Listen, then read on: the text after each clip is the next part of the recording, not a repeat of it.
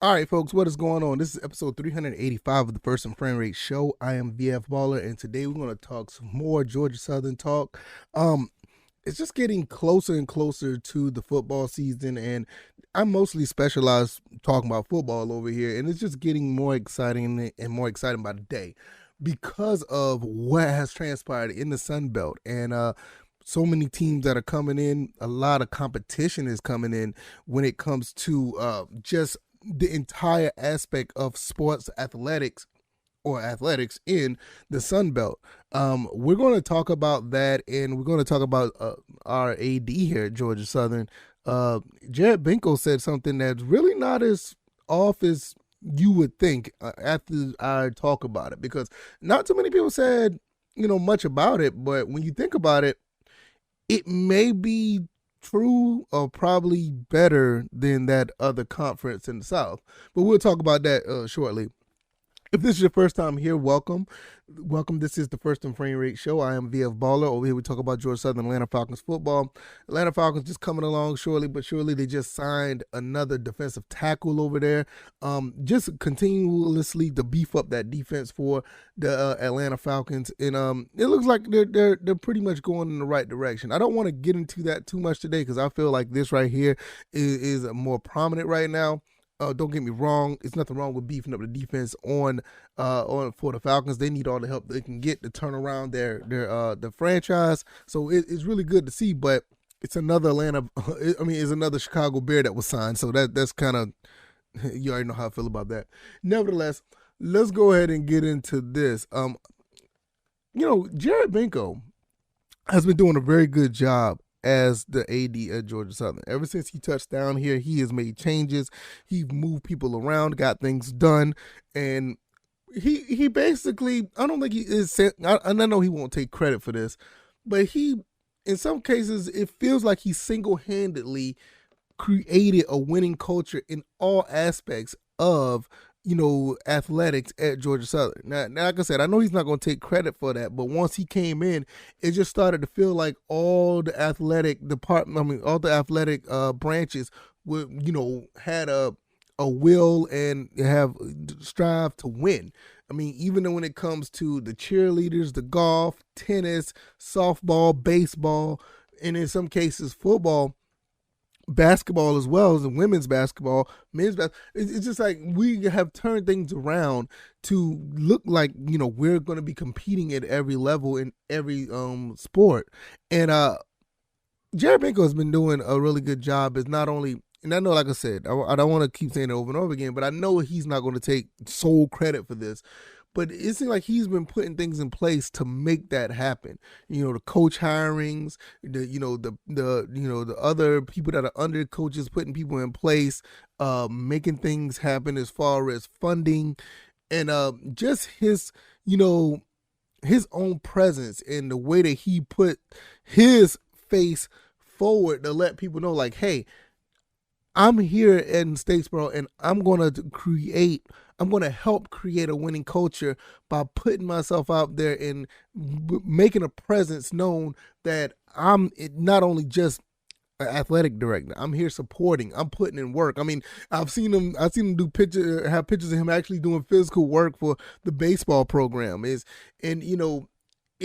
really cool to see somebody having a presence out there to let you know that, look, I'm not just a guy behind the scenes just pulling strings and making things happen. I'm involved in this. I'm trying to put in the work to make sure that Georgia Southern has a high level of prestige when it comes to athletics. And it's really refreshing to see, especially after the last AD. And I don't want to compare the two, but the last AD that was here and all the things that happened in that situation.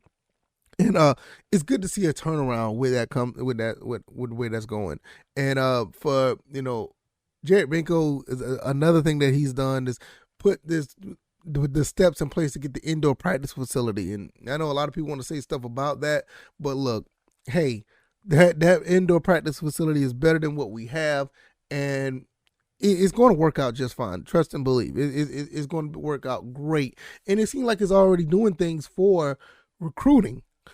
You know what I'm saying? I mean, not only we already recruited not only that, Jared Benko hired a really good coach, and the coaching staff, it seems like it's also a trickle down effect when you say, hey, not only got this, we got an indoor practice facility that we're opening up, so you guys are going to be able to practice at any and every time. So it's something to be something to be proud of at the end of the day, regardless of what what's going on and how other people in the conference or outside of the conference feel.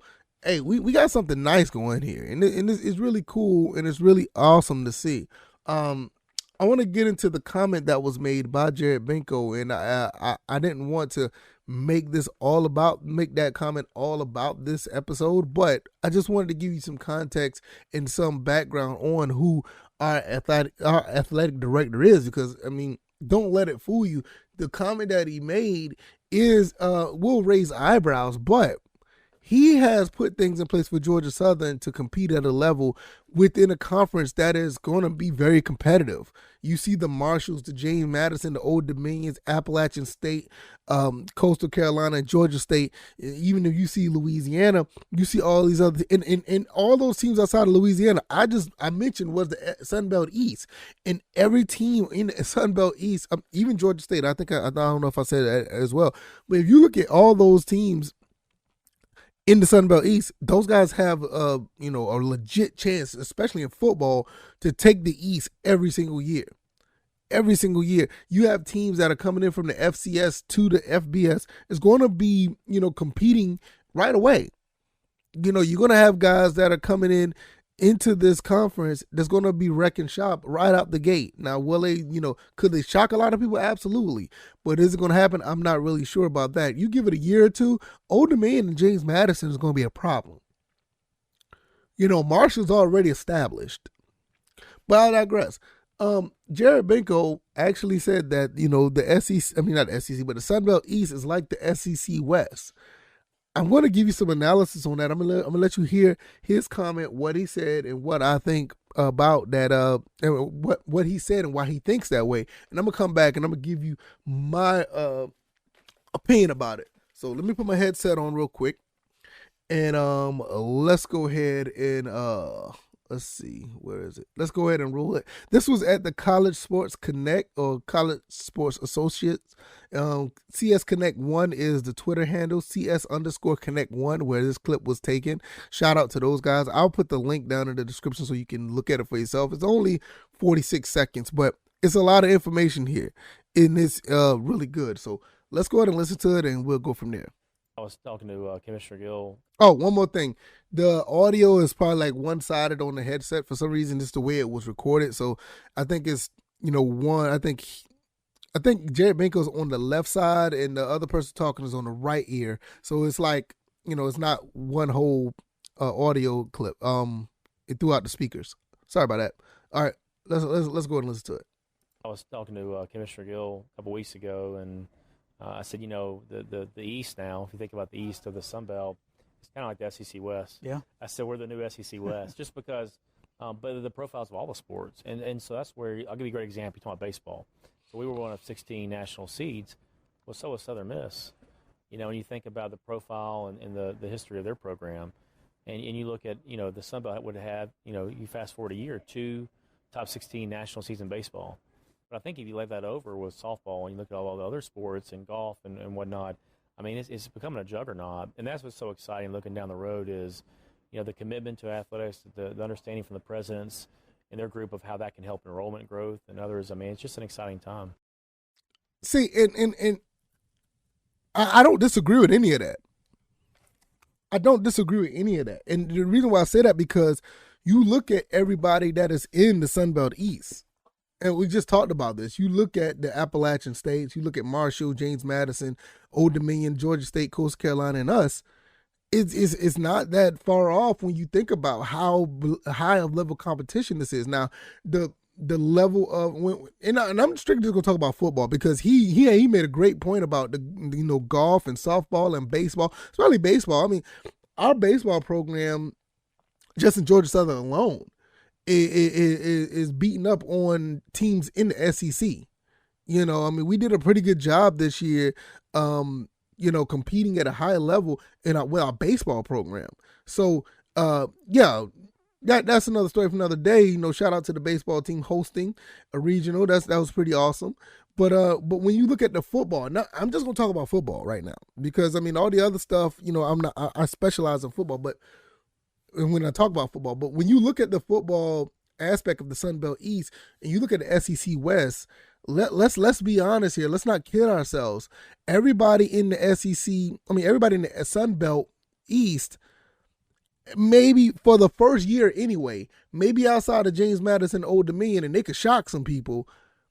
Everybody else outside of those two are probably competing for the East title. You look at the SEC West, you got Alabama and maybe LSU. Maybe, I mean, any other team y'all want to mention? Ole Miss, maybe. Arkansas, maybe. And Arkansas had a pretty good year until they got, after they lost to Georgia, they wasn't the same.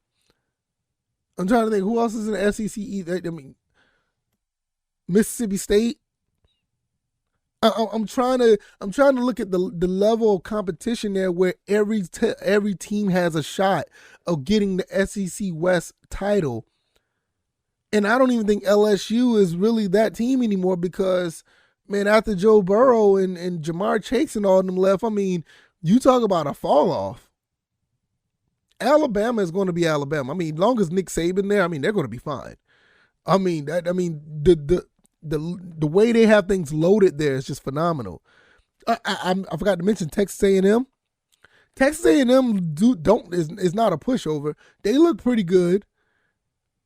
So you're looking at maybe three teams. You're looking at Alabama, Texas A&M, and maybe LSU. Now I just mentioned all 7 teams that are in the Sunbelt, East. All 7 teams, especially after James Madison and Old Dominion get their feet wet in the conference, they're going to be prominent to know that there's going to be not only just take the SEC, I mean the Sunbelt East, they're probably going to be taking the Sunbelt title every year. Outside of Louisiana, the West probably don't have a chance in football. And I'm being honest right there. Outside of Louisiana, they may not have a chance. Now, out of all the other sports, I mean, Southern Miss has a pretty good baseball program. Texas State actually has a pretty good baseball program. I'm still laughing about Texas State because when we beat Texas State, when they were number 10 in the country, they started blocking so many people on their Twitter feed. I wonder if I'm still blocked on there. They're sore losers. I mean, my God. But I can't speak too much of basketball. I mean, when you look at basketball, Georgia State, Appalachian State actually did pretty good for themselves too. James Madison basketball program, they have our former coach, and James Madison looks really good in basketball as well. I mean, and let's not even talk about this. Southern Miss has a pretty good baseball program. Coastal Carolina won the College World Series not too long ago. I mean, let's not be funny here. Coastal Carolina won. We're talking about us as a baseball program hosting a regional. Coastal Carolina won the the College World Series a few years ago. I can't remember what year. It had to be no more than 5-10 years ago, something like that. I can't remember. But come on now. Georgia State making it into the basketball NCAA tournament. Almost consistently. James Madison, we already talked about, how good they are in the FCS football program. I mean, we haven't talked about it, but they're FCS juggernaut coming to the FBS, but their basketball program is another one. I think they just beat number 1 Virginia not too long ago. Marshall's always had a pretty good program as far as their football program goes. The Old Dominion's no slouch. I mean, it's just a lot of things about Old Dominion that I haven't been following. I want to apologize about that. But when you talk about Appalachian State, our main rival, what else can you say about that? I mean, football, and I just can't wait. We need to get back on point where we be competing with them back and forth at a high level again. I mean, I love playing against them, beating them at the Rock, coming back down here. They're trying to beat us at Paulson, and it's going back and forth. That rivalry is probably the best rivalry that you probably never heard of. I mean, it's a great rivalry between the two. Georgia State, and I give Georgia State hell, but I'm getting to the point now. I'm gonna stop doing this.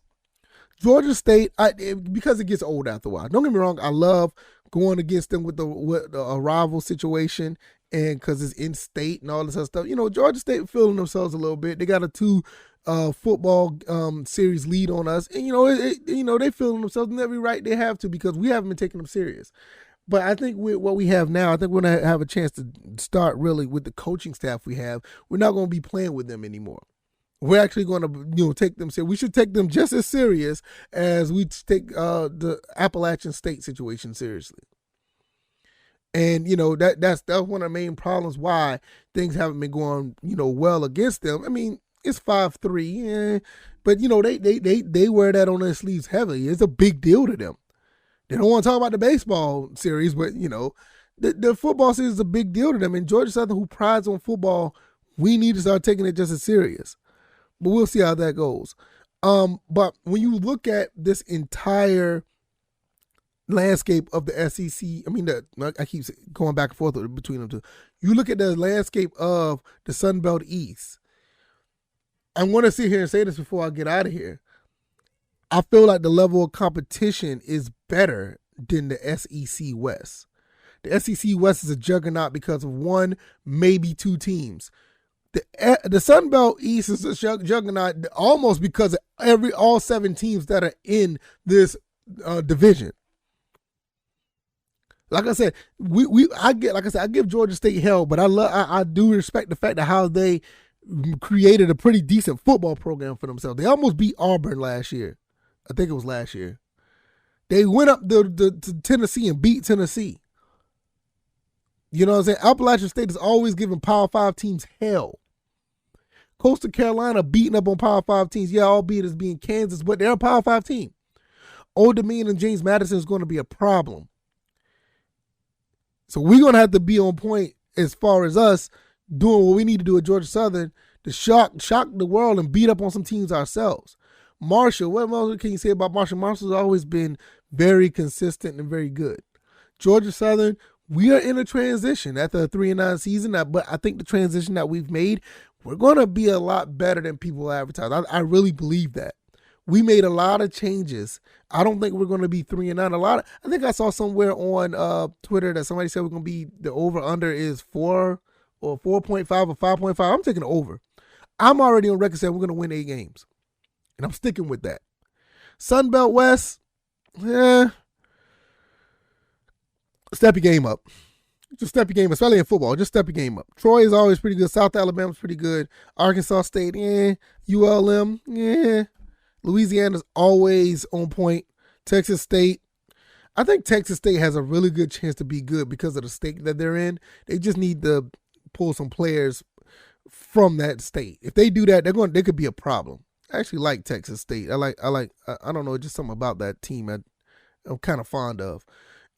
So Southern Miss, we'll see what they do. To me, they look like Appalachian State that are using our logo. So I don't like them already, but nevertheless, I want to get up out of here because I can ramble more and more about this. Let me know what you guys think about our athletic director and his comments about the SEC East.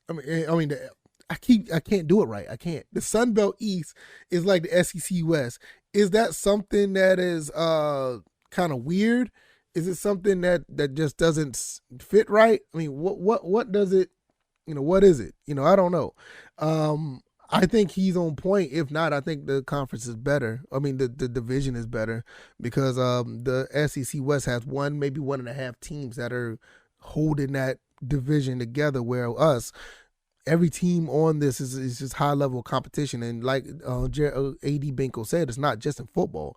You're looking at golf, you're looking at baseball, you're looking at basketball. What is it? Volleyball, women's tennis, women's softball, the level of competition all around on, the Sun Belt East is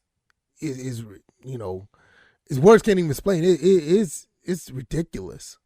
But I'm going to get out of here. If you like this commentary, hit the like button, share this podcast, subscribe to the channel if you haven't already. I am on Anchor, Stitcher, Spotify, Apple, and Google Podcasts. Over here, we talk about Georgia Southern and Atlanta Falcons football. And today we talked about this pretty, prominent and really, not too far fetched comment on Jared Benko. I mean, about the by Jared Benko. Hopefully, you guys will enjoy the rest of your Thursday. I'm going to get out of here. Thank you guys for all the support. Give me a 5-star rating. Hit the like button. Let people know what I'm doing over here. And I'll see you guys on the next one. All right, y'all. Y'all take it easy. Y'all be blessed. Peace.